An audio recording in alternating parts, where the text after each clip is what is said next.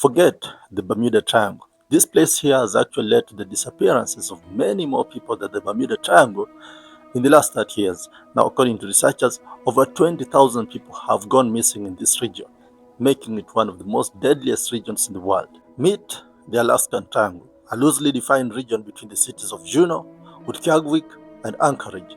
This region is really huge, over 300,000 square miles in area. And today's mystery story is going to come out from an event that happened in this region some time back. Welcome to Beyond Earth. Once again, it is nice to have you back. In this channel, you'll find stories about strange phenomena and paranormal events that actually happened. If you are new to this channel and you're a fan of such stories, take a moment to subscribe, like the video, and comment where you're watching us from and what are your thoughts about today's story. Let's get started.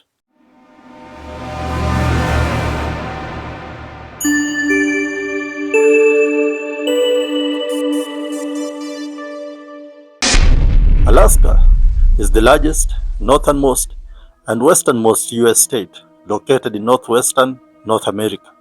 Known as the last frontier, it is defined by vast, rugged wilderness, including glaciers, mountains, and over 3 million lakes, with a low population density.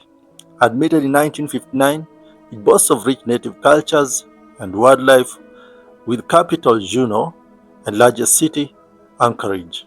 This region is really huge, over 582,000 square miles. It is over twice the size of the state of Texas, and the surprising part is that majority of this region is actually unoccupied, and one of such places is the Alaska Triangle. Now, thousands have gone missing in this region over the years, more than the average Alaskan population, and actually some residents and pilots have reportedly seen lights in the sky where planes are not supposed to be in this region, claiming that there might be some sightings of UFOs in this place.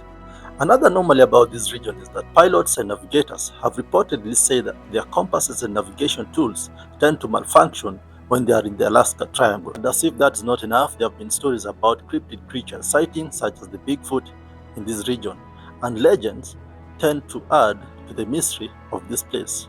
In today's story, we are going to see something that happened in this region in the 1970s that brought it into light. It was October 16, 1972. In the cold, quiet air of the Alaska Triangle, a small twin-engine plane lifted up from the city of Anchorage, heading to the remote town of Juneau. On board were 4 men, and one of them was no ordinary passenger. He was powerful, influential, the kind of man who couldn't just disappear. His name was Hale Boggs. Hale Boggs was not an ordinary man. He was a United States representative from the 2nd Congressional District of Louisiana. So aboard the chartered craft were Rep. Nick Begich from Alaska, his aide Russell Brown, and the pilot Don Jones. Now, at that time, Nick Begich was locked in a tight congressional race against a Republican, Don Young. And so this trip was much more like a campaign trip. Now, as a high-ranking US congressman, Hale was a powerful voice in Washington. He was a man deeply involved in national investigations and political decisions. He had influence, connections, and perhaps information. But not just any information, it was the kind of information that made people believe made him dangerous. Because just before his trip to Alaska, Boggs had been asking difficult questions. Questions about government agencies, about power, well, about things that people should never get close to. And then he boarded a plane. The aircraft was a modest, reliable plane, and Don Jones was an experienced pilot. The weather that morning wasn't ideal, but in Alaska, that is usual. But still, something was off. Clouds hung lower than expected that morning, and visibility was on and off like a signal. Well, it was the kind of weather that will make a pilot trust the instruments more than they trust their eyes. But in this part of Alaska, the Alaska Triangle, instruments don't always behave. Shortly after takeoff, the pilot made routine contact, and everything was normal. There was no distress signal, no panic, no warning. Then, some minutes after takeoff, complete silence. Well, at first, the air traffic control didn't take this as something to be worried about because previously there had not been a distress signal from the plane. And so they waited.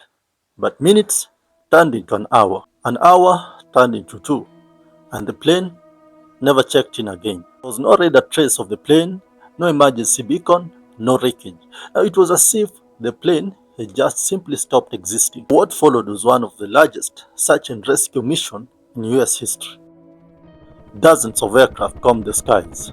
Search teams scoured thousands of square miles of brutal wilderness, glaciers, forests, icy rivers. Search planes filled the skies, helicopters scanned valleys and mountain ridges, ground teams pushed through forests and across frozen terrain. This became one of the largest search operations in US history. They searched over 300,000 square miles. Let that sink in. They searched over 300,000 square miles of the wilderness for the plane, and yet they found nothing. No bodies, no debris, not even a single piece of metal.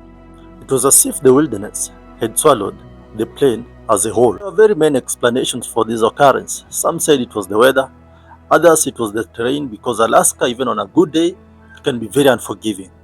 But then there were the stranger theories, because this flight path cut directly through the Alaska Triangle, a place already known for disappearances that don't make sense. Pilots had reported compasses spinning, lights moving where no aircraft should be, moments where reality itself seemed distorted. And then there was Hellbox himself, a man who had publicly questioned powerful institutions in Washington, D.C. And so some people still think that the government had a hand in this. Years later, investigators will reveal something which was quite disturbing.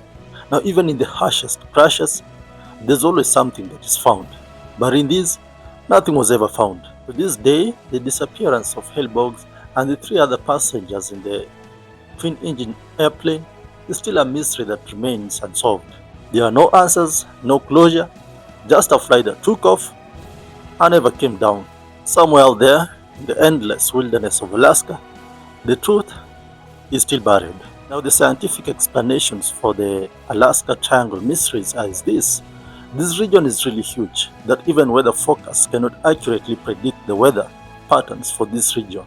Another reason is that this region is very sparsely populated considering the largeness and the hugeness of its size, which makes getting lost really not a mystery at all. So even something as huge as a plane can crash into the ice or even into the caves in the mountains in this region, never to be found again.